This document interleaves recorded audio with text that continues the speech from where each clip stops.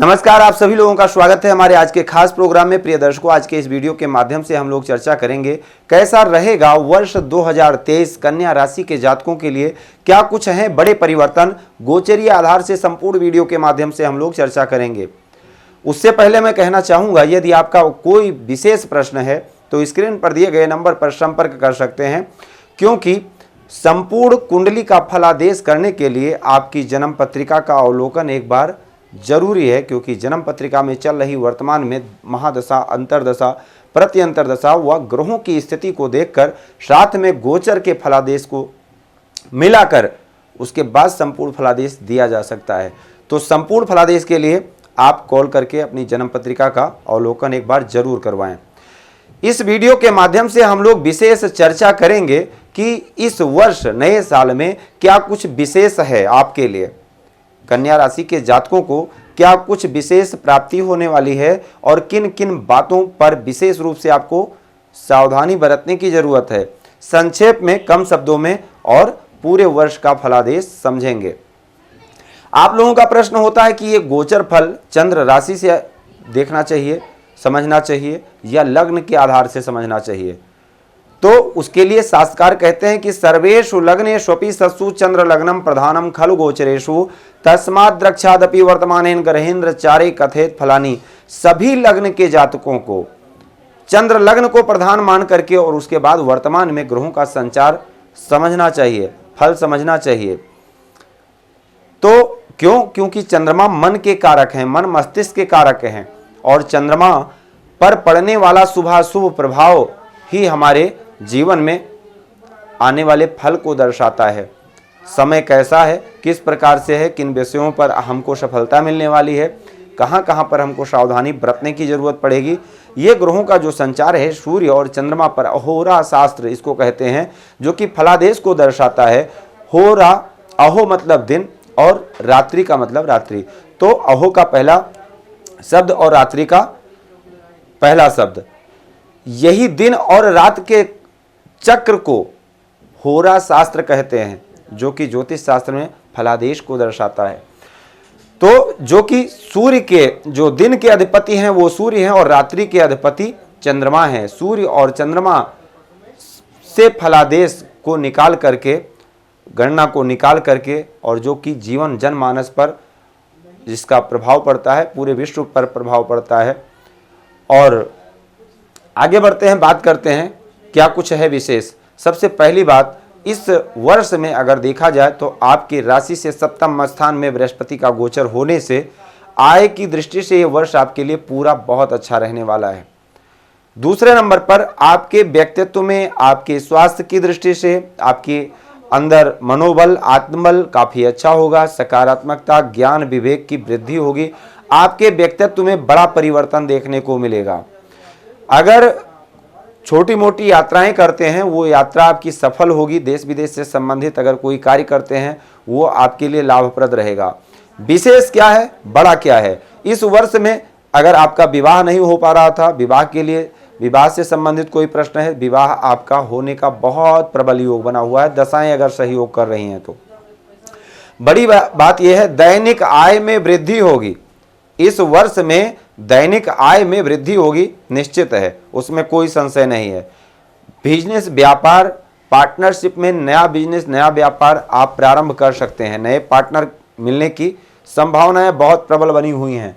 साथ ही अगर देखा जाए तो इस वर्ष में आपके ऊपर ना तो ढैया का प्रभाव है, ना साढ़े साती का प्रभाव है।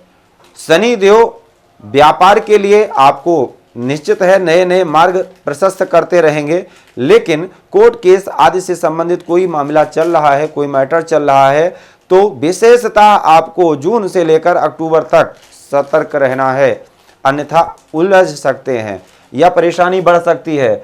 बड़ी बात यह है कि राहु का गोचर अष्टम स्थान में रहेगा। शनि का प्रभाव, वक्र प्रभाव पड़ेगा वर्ष के मध्य में, यानी मई से अक्टूबर के बीच में। इस समय पर आपको स्वास्थ्य का विशेष रूप से ध्यान रखना है। इस समय पर गुप्त शत्रु उत्पन्न हो सकते हैं, आपके पीठ पीछे षड्यंत्र हो सकता है, उसका आपको विशेष रूप से ध्यान रखना है। जो कि ऊपर से तो बहुत ही अच्छे से प्रसन्नचित्त होकर के आपसे वार्तालाप करेंगे, लेकिन पीठ पीछे आपकी जड़ काटने का काम करेंगे। ऐसे ऐसे लोगों से, ऐसे सहकर्मियों से आपको सतर्क रहना है। व्यापार स्थल पर, नौकरी स्थल पर, या जो भी आपका कार्य है वहाँ पर, क्योंकि ऐसे लोग आपको कमज़ोर करने का, कमज़ोर बनाने का, आपके काम बिगाड़ने का प्रयास करेंगे। इससे आपको विशेष सतर्क रहना है। एल्कोहल का प्रयोग करते हैं, खान पीन का विचार आपको विशेष रूप से करना होगा, अन्यथा गुप्त समस्याएं, गुप्त परेशानियां, वायु पीड़ा और गुप्त रोग से संबंधित परेशानी, दांतों से संबंधित परेशानी, मुख से संबंधित परेशानी हो सकती है।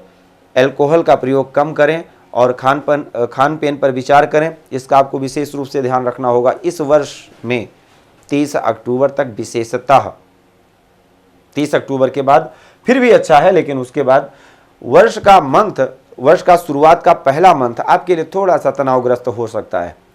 उसके बाद अगर देखा जाए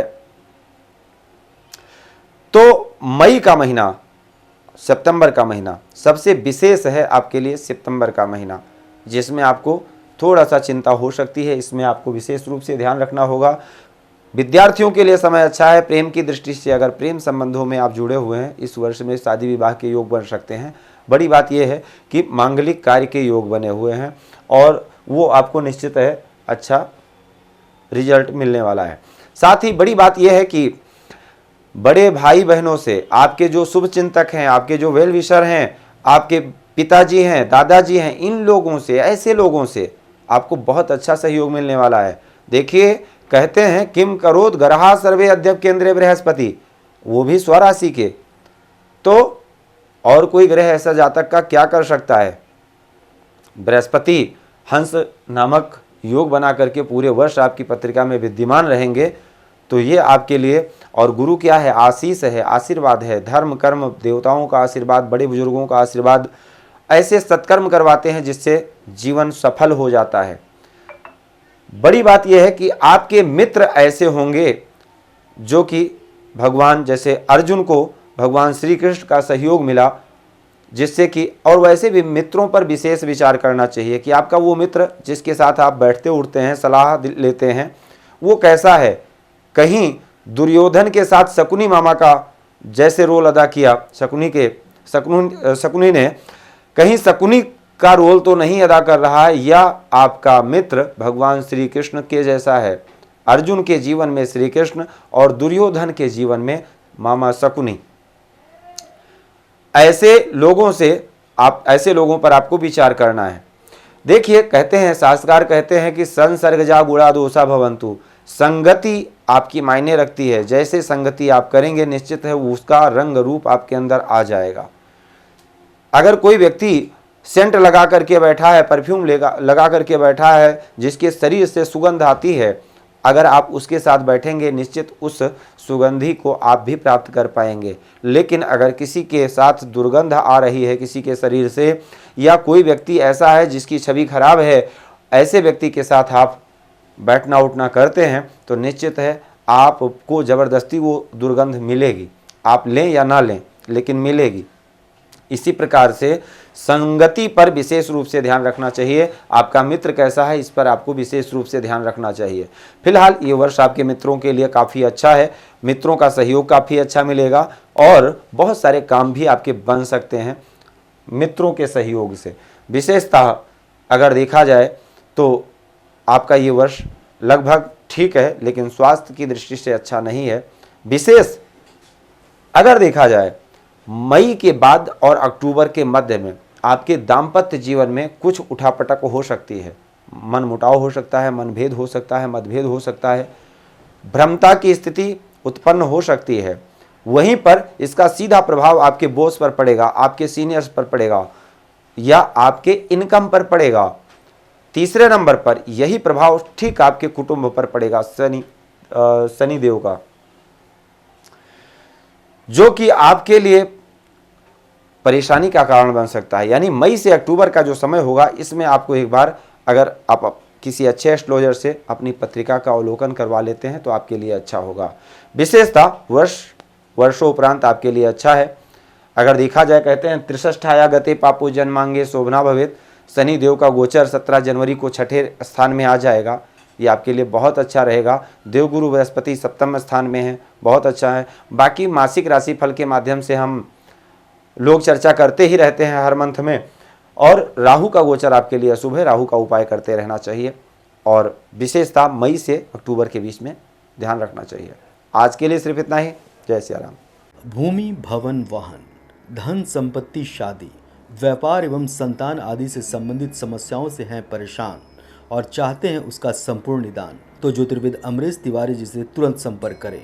हमारे संपर्क सूत्र हैं 9718504998। हमारे यहाँ वैदिक ब्राह्मणों के द्वारा सभी प्रकार के पूजा पाठ, कर्मकांड, यज्ञ अनुष्ठान, विवाह, गृह कलेश, काल सर्प दोष व नवग्रहों की पूजा आदि कराई जाती है। हमारे यहाँ सभी प्रकार के यंत्र, राशि रत्न, कवच, जन्मपत्री एवं रुद्राक्ष सिद्ध किए जाते हैं।